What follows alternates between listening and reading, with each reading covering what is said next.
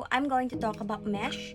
MESH is a mission for ethnic minorities' sexual health, and their objective is enhance sexual health awareness of Filipino, Indonesian, and African communities here in Hong Kong. And their service is a free HIV testing, sexual health education, and emotional support. Their characteristic is culturally inclusive and anonymous and confidential. So let's talk about sexual health. Sexual health is a state of physical, mental, and social well-being in relation to sexuality. It is not merely the absence of disease, dysfunctions, or infirmity. Sexuality encompasses is gender identities, roles, sexual orientation, intimacy, and reproductions.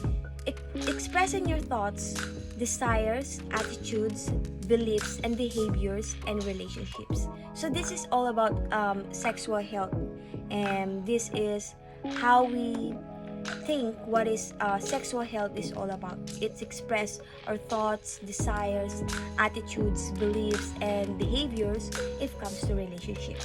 So let's talk about sexuality is influenced by biological sex, sexual orientation, physical and emotional aspect, social aspect, and other aspect. So let's jump in what is biological sex.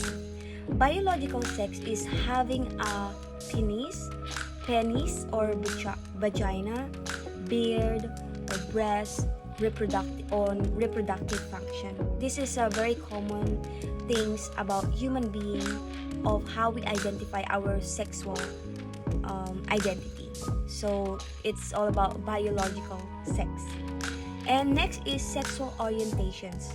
Sexual orientation is a sexual interest and attractions for another person. This is all about a relationship from other people, or how we perceive the biological sex for someone else. Like for example, if they're male or female, something like that. So that is sexual orientations. And next is physical and emotional aspects. It bonds between individuals, profound feelings of love, trust, and care. Actually, this is all about, it's all about like kind of emotions, how we feel about this, how we feel about us if we talk about sexual health or our sexual gender. And next is social aspect. How society shapes and influences our thoughts, beliefs, and desires. And the last one is other aspects. Other aspect of sexuality is influenced by, this is the other aspect, it's cultural, political, legal, philosophical, moral, ethical, and religious. So these are the things that influence us if we talk about sexual health. So yes. And now let's go for desirable outcomes of positive sexual health. Like positive sexual health, it's a health things of how we identify sexual health.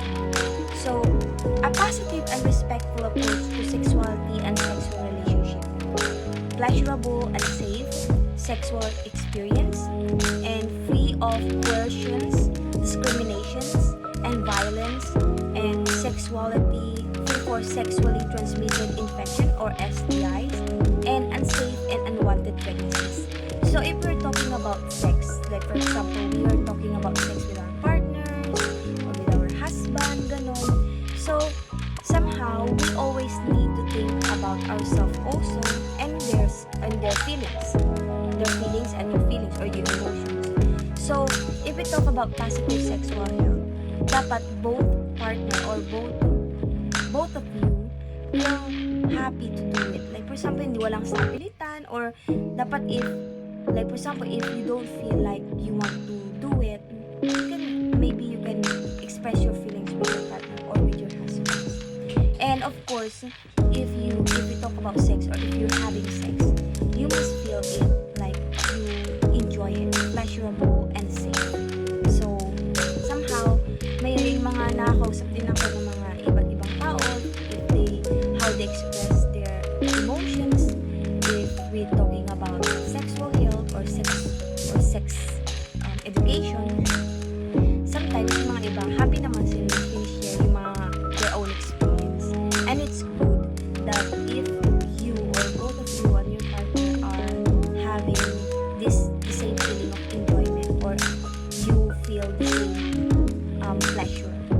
And at the same time,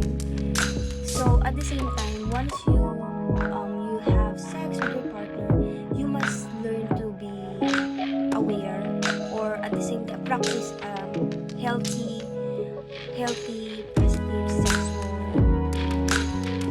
activity, something like that, like use condoms.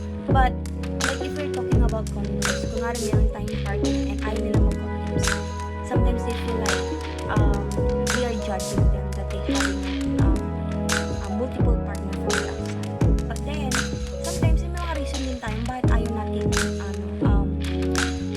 bakit gusto natin mag-wear sila ng condoms or mag-wear tayo ng condoms. Kasi there's a lot of different kind of condoms. There are male condoms, female condoms,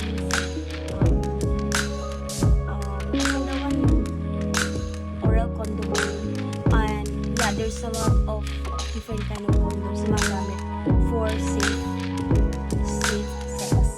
So hindi lang naman yun for transmitted infection, kasi may mga iba syempre kasi nila pag we're talking about condoms, they always perceive na we are always talking about transmitted infections from the other people, but it's also to prevent unwanted pregnancies. So mostly may mga ganong tao na like kung sa hindi ka pa ready to have a baby or to have a children, you can also practice a safe sex with your partner, or both of you will be open about this kind of topic or this kind of matter. So that is how positive sexual health and how we can apply it to ourselves, to our partner, or to our husband, or yes, to everyone, especially if you have your family.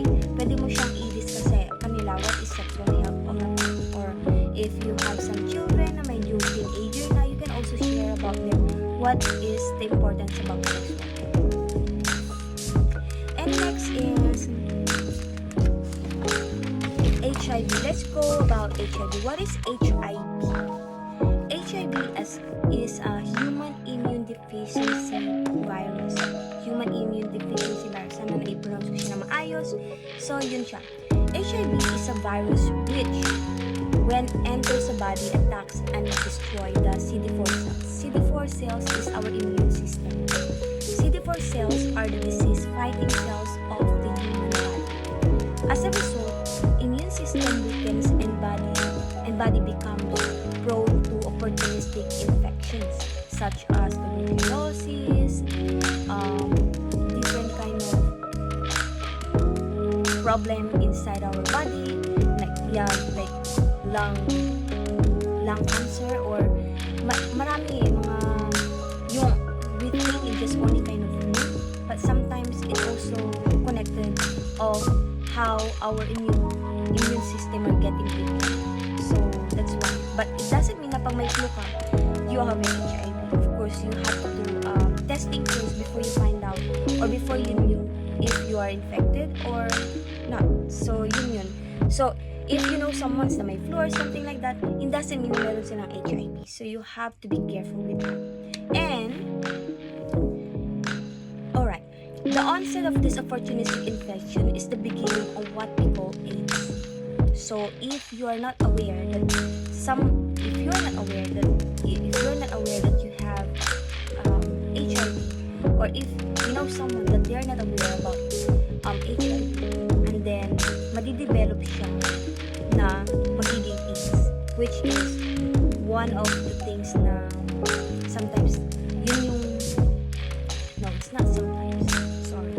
So yun yung nagde-develop ng mas very prone sa different kind of infection. Once you have an AIDS,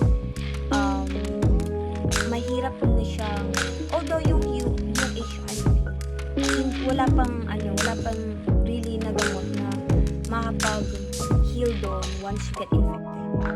But if you have an HIV, may gamot na pwede mong inumin that helps you to fight for the virus inside of your body. Although the HIV virus will stay there, but then those medicine that you have to take is the one who can help the HIV virus to become weakened.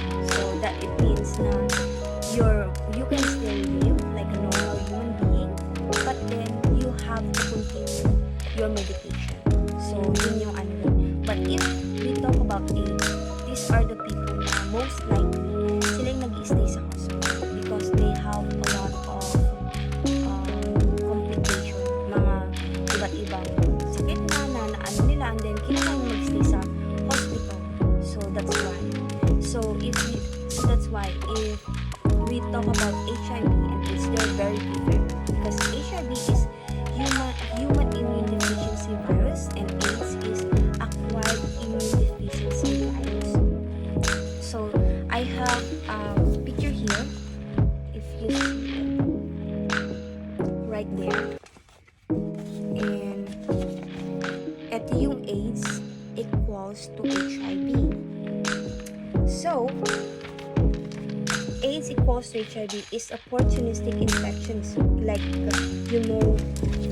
basahin ko na lang, like pneumocystis pneumonia, tuberculosis, and fungal infections or etc. Because AIDS is a condition and HIV is a virus.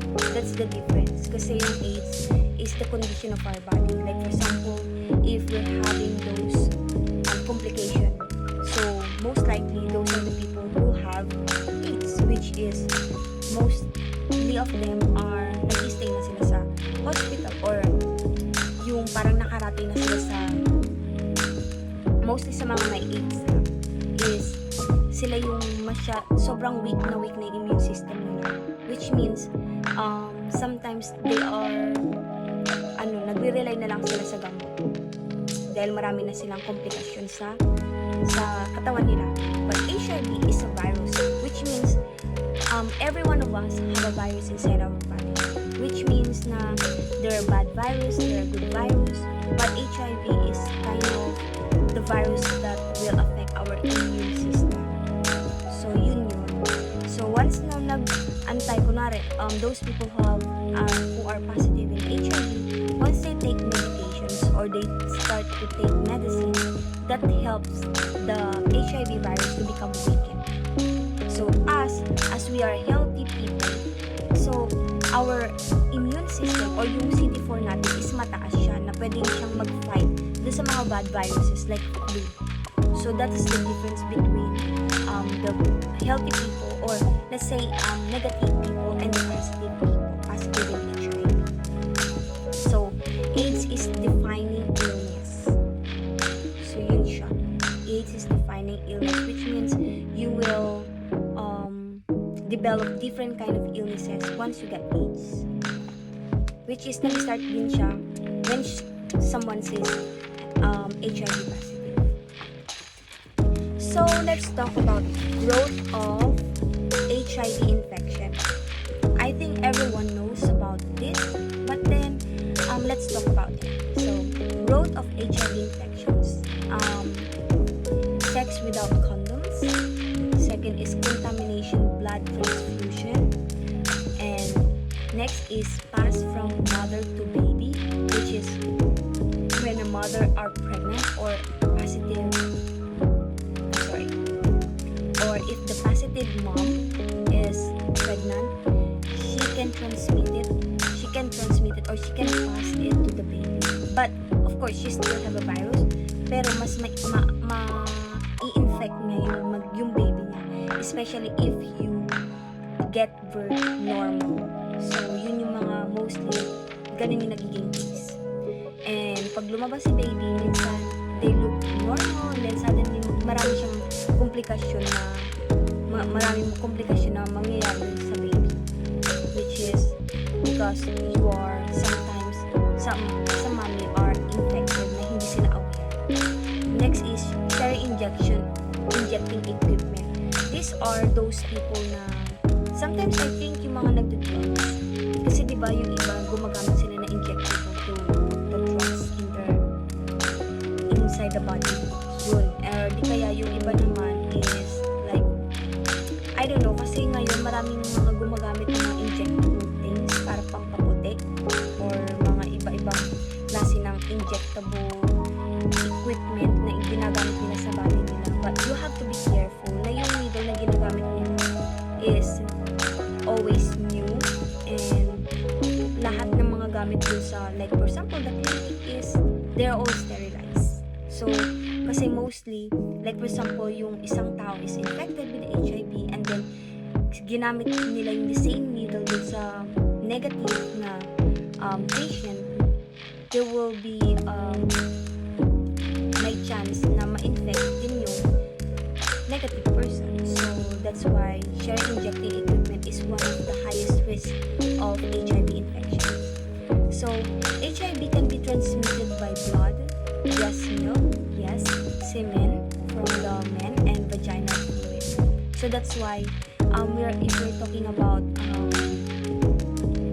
awareness or preventions about HIV, we're always recommend using condoms. Kasi most likely, yung mga taong infected ng HIV, they all mostly get it with unsafe sex or unsafe sex with their partner.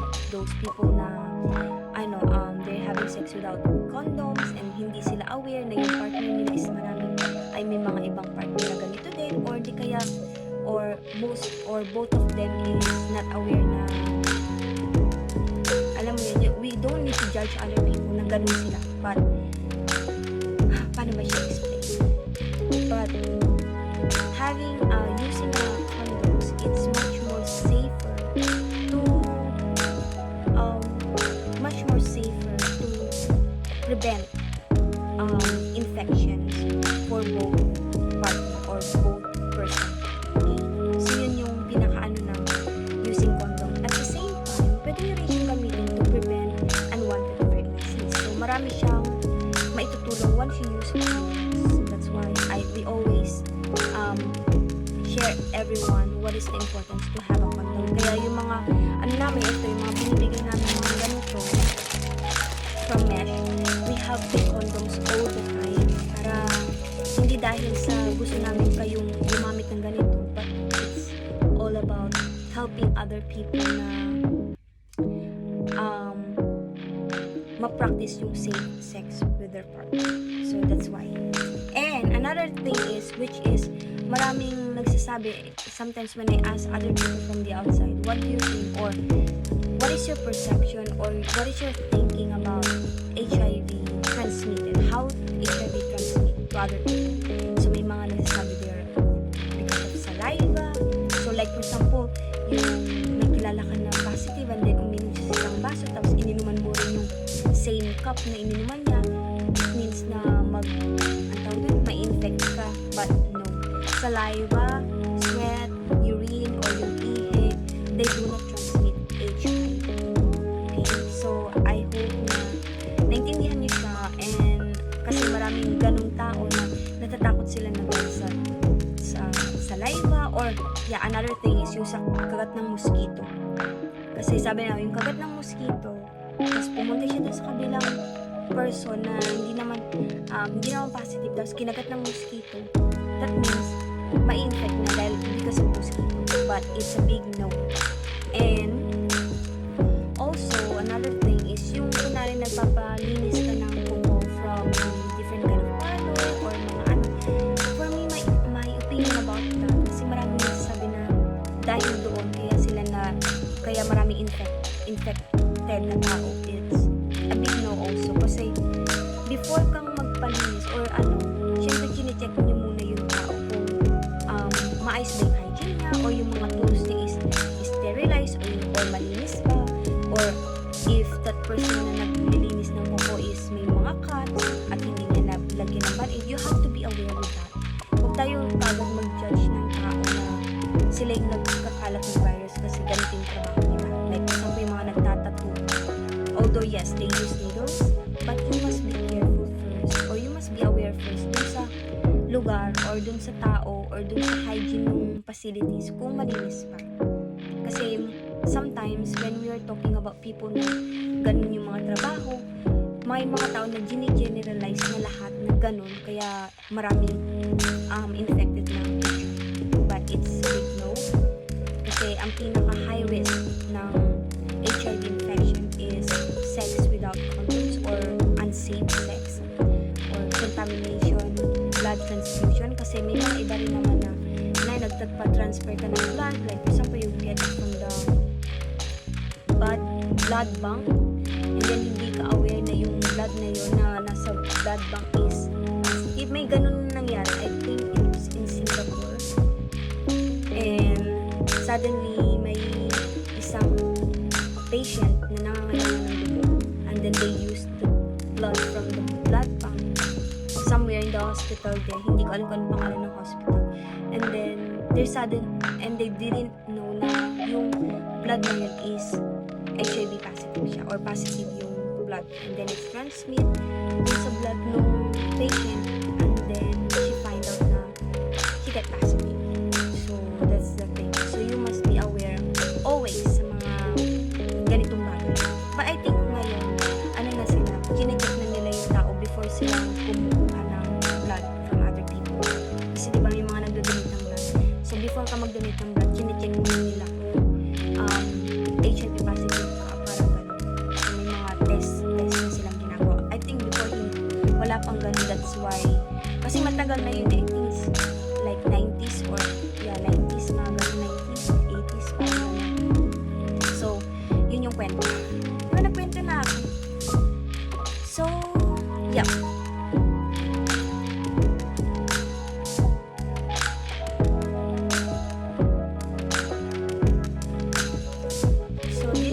These are the things na ang tawag doon, i-share ko rin sa inyo.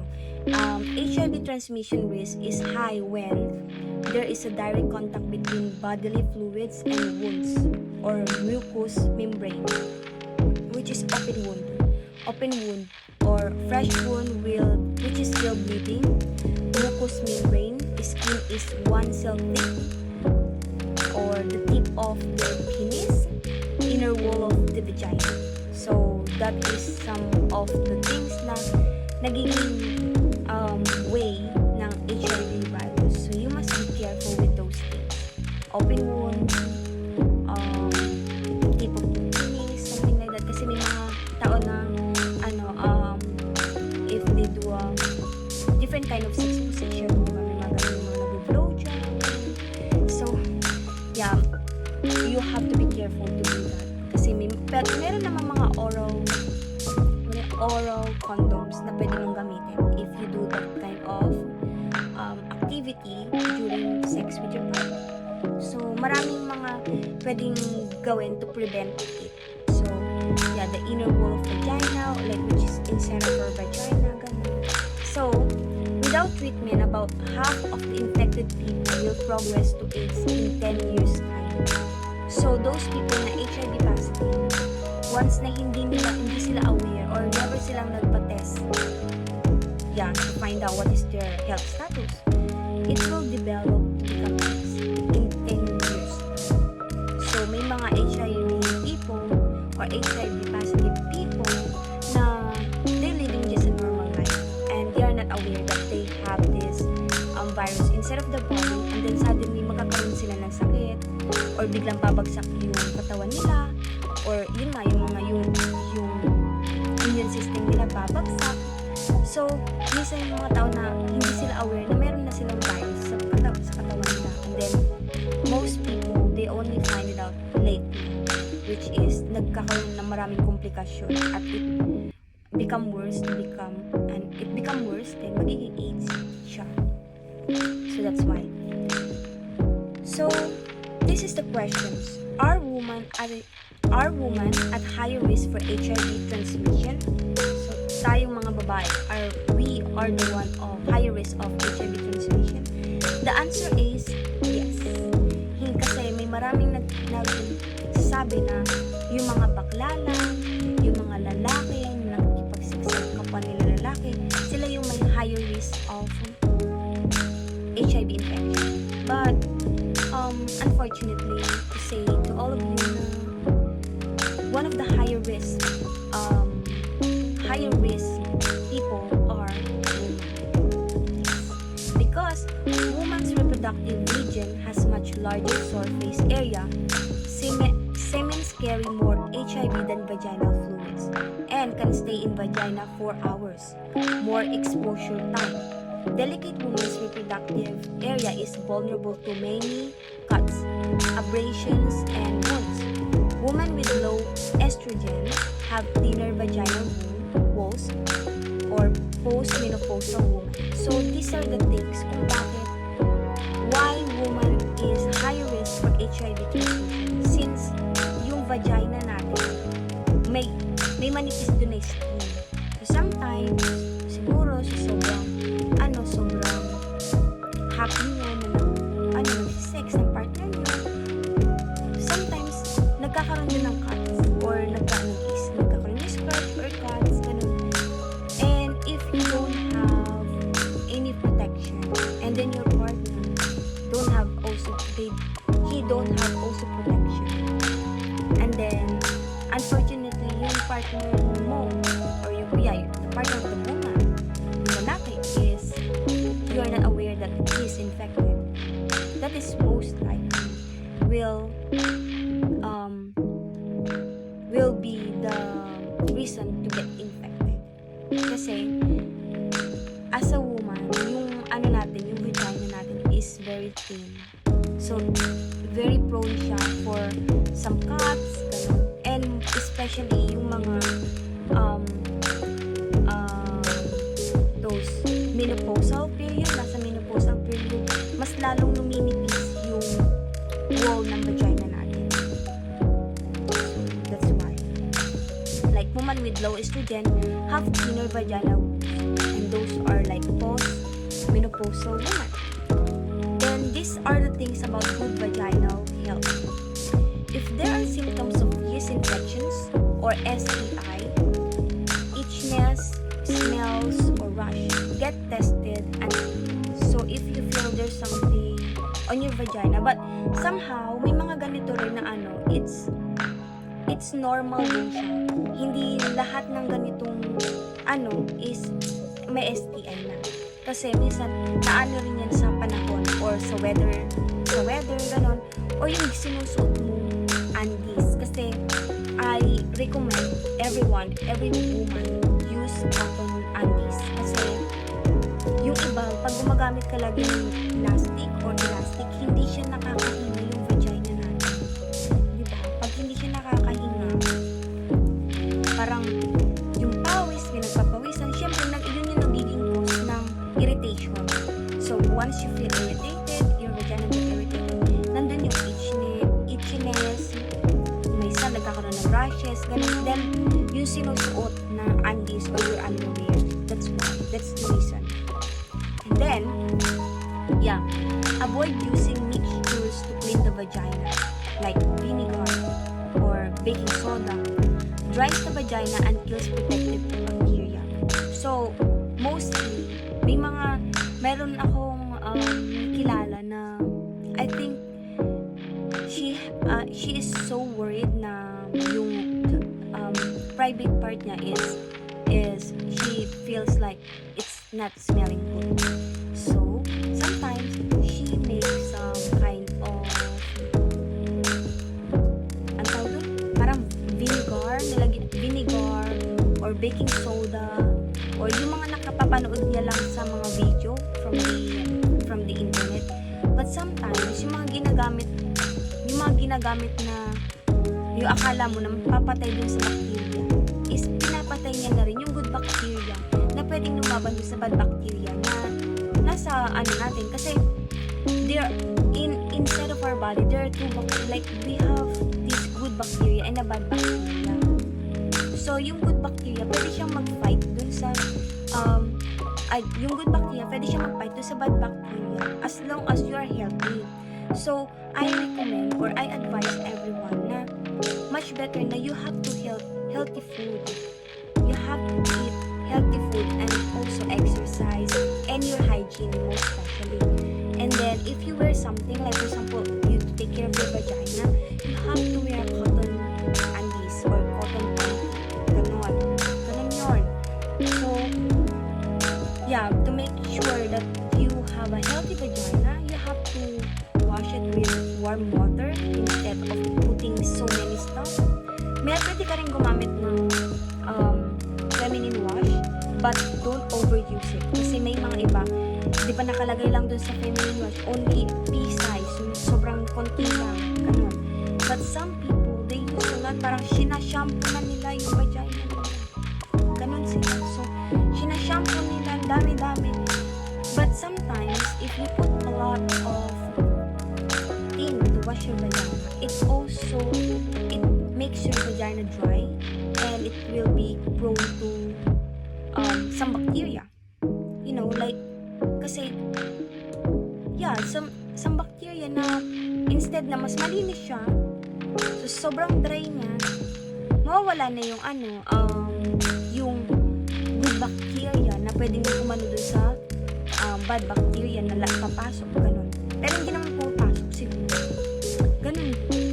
So, that's the thing. What is the very important thing about having a good vaginal health is yung kung anong kinakain mo. You have to eat like more on yogurt. Yogurt is good because that is also give good bacteria na pumapasok sa katawan natin to help our immune system. Yes. So, favorite ko yung yogurt. Actually, mas gusto ko ang yogurt kaysa sa ice cream. Ganun ako. And also, you have to drink plenty of water. Yes. More water. Kahit maliit lang yung water bottle mo, dapat lagi mo siyang nire-refillan. Ganun yun. O, diba? Ganun yung water bottle ko kasi. And, yes. Avoid using so many chemicals. You have to be aware. Like, for example, mga iba nilalagyan talaga, ang tawag dun, apple cider. O, diba? Apple cider pinanglinis sa vagina. Did you know that apple cider are very strong, although it's organic, but it's very strong. Yun yung parang kaya niya nang patayin yung bad bacteria and yung good bacteria at the same time. So, you must be careful and be gentle with your private part or with your vagina. Ganun. So, early diagnosis and treatment is very important. So, that's why here sa Mesh, we always ask everyone to do a free testing. Hindi dahil sa we are judging people or we are asking you to do this because we feel like you have this one, but we encourage everyone to do HIV testing to find your health status. Yun yung pinaka-importante doon, yung you are aware about your health status. Kasi there are a lot of people who will never know what is their health status if come to HIV. May mga tao na sinasabi na, ay ako, wala naman akong partner, or wala naman akong asawa, or never, matagal na akong hindi nagkaroon ng sex life. Parang ganun, diba? But we never know what is inside of our body. Like, siguro noon, nung kabataan mo, ano ka, ganito ka, active ka, if come to sex, ganun, like me, ganun. So, sa akin kasi, when I learn about mesh or sexual health or HIV, I become more aware for everything. Hindi dahil sa active ako if come to sexual activities. But, I want to become more aware. I want to become more educated if it comes to this kind of matter. Kasi, diba, hindi lang naman para sa akin, but of course to my future partner na we are both healthy. We are both healthy and at the same time, magkaroon kami ng happy family, have children na healthy din. Ganun yung pinaka-ano ko sa sarili ko na I always wanted to be healthy and clean and everything, ganun. So, if I have a partner, I will ask him to do HIV testing. Ganun lang. But in a way na hindi ko siya ma-offend. Kasi I want to make it very normal conversation between us. Na this is very normal for a couple na pag-usapan yung ganitong bagay. Because it's not only about you and me, but it's all about our future. So, that's why. And, lastly, I would like to share to all of you that a sexually active person should do HIV test every 3 to 6 months. So, like for example, someone or ikaw, if you're sexually active with your partner, you always always need to do testing in 3 to 6 months. So, ganun yung period of time or window periods of time is 90 days. So, ganun siya. If you are sexually active, you have to do this. And then, testing is the only reliable way to know the HIV status. So, we cannot judge a person. We cannot perceive a person that this person have a is HIV positive kung nagkaroon siya ng flu or nagkaroon ng tuberculosis or any complication without even doing the HIV test. So that's why we always wanted to share to everyone, or we always wanted to encourage everyone to do HIV testing to find your status. And ito pa, I don't want you to feel afraid to know your status dahil what if positive ako ganun. You have to be more optimistic kasi whatever the result is, you're aware, you know. Kasi ako for my very first time nang ginawa to, ganyan din yung feeling ko. I feel like kasi noong kabataan ko, hindi pa kabataan. So nung time before na hindi ako masyadong aware sa mga sexual education or having condoms, nagkaroon ako ng partner na really never use condoms or yun nga, condoms kasi aside from mahal siya, lagi sinasabi ng lalaki hindi sila comfortable na nag-wear ng condoms. So yun yung reason. And then at that time in my past relationship, my partner is a cheater. Parang nag-cheat din siya. So that time, parang naano ako na, oh my God, nag-cheat siya sa akin. What if pinalit niya sa akin? Or during that time, nakami pa, and then nakipag-sex siya dun sa, sa kabit niya. What if yung kabit niya, positive? Paano yan? Ganon. So, I was so afraid about that. And at the same time, parang sobrang, before then is, I'm so thin. Sobrang payat ko. Mukha kong addict talaga. Kulang na lang, buntot, pwede na akong maging lizard. So, yung time na yun, nag-browse ako sa internet, and then suddenly I read on HIV, ganun. Na-worried ako, kasi at that time, I was broken, siyempre broken hearted ka, chinip ka na nga, tapos malalaman pa kung ano yung HIV. Yung HIV is dun sa mga taong, hindi nag-wear ng condoms or hindi pinapractice yung safe sex, gano'n.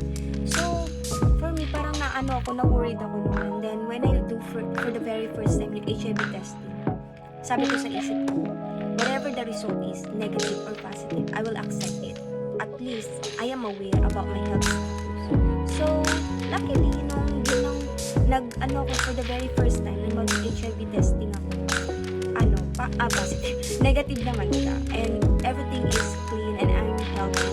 And I'm so happy for myself. So, sobrang happy ko. Nawili na ako. Every time may mga free testing, nagpapatest na ako kahit wala ako sexual activity. So, ganun lang siya. Kasi gusto ko laging, I want to feel like I am healthy. I am negative. I am free from HIV. So, that's why I always do this all the time. Kahit na, misa wala na silang makuha ang dugo sa daliri ko dito. Kasi once you do HIV testing, they will prick your finger right here or right here. Basta finger lang yun. And then, kukuha lang sila ng drops ng blood.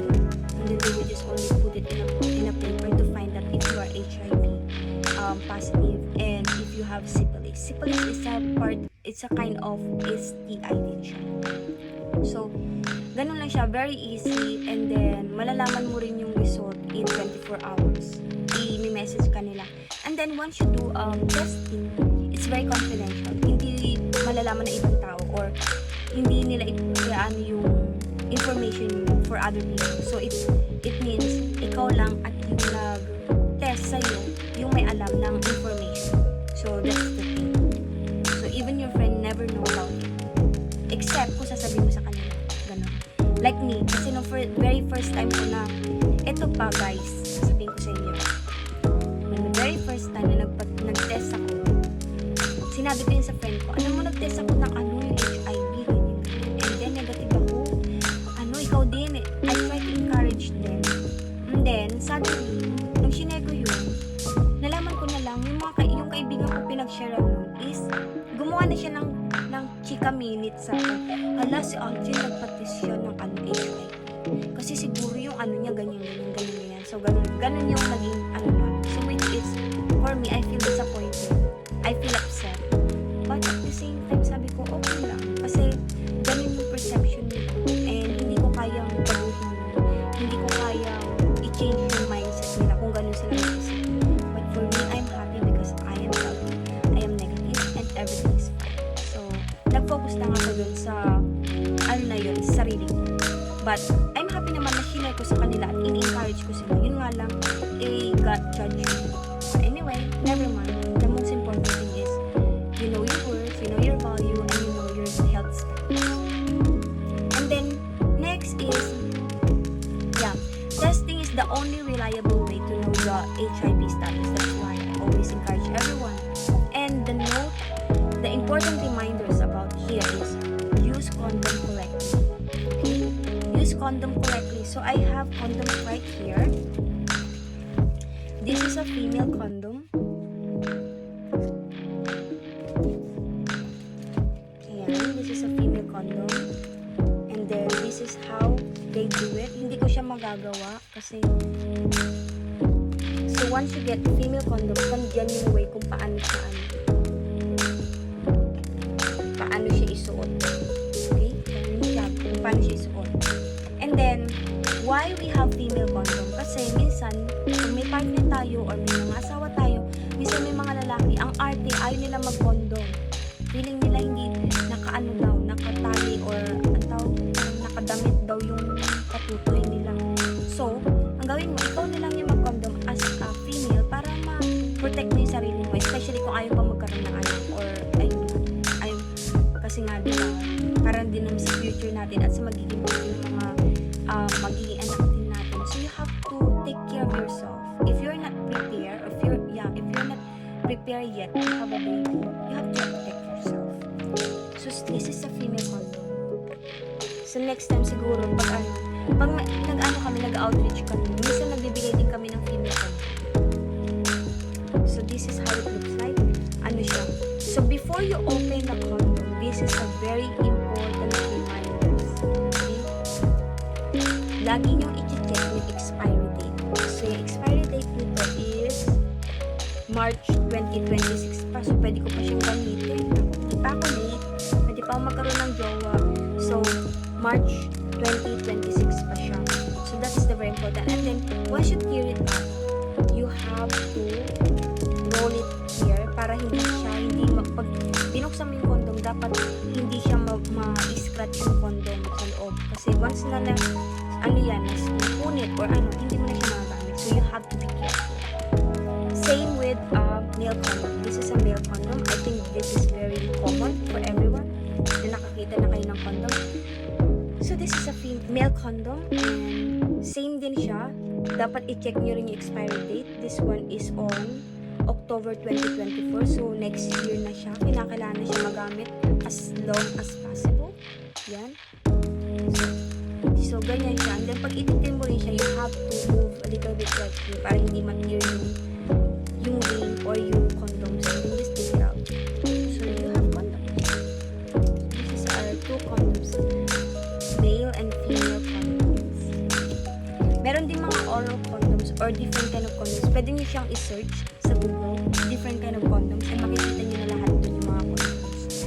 And then next is, very important is, maintain a mutually monogamous relationship with an uninfected partner. That means, mag-stick to one lang tayo. Or, like for example, if you know someone, if you have a friend na lalaki, marami akong friend na lalaki, lagi ko sinasabi sila, mag-stick to one ka lang, okay? You have to stick to one with your partner. Because, sometimes, we never know what will happen.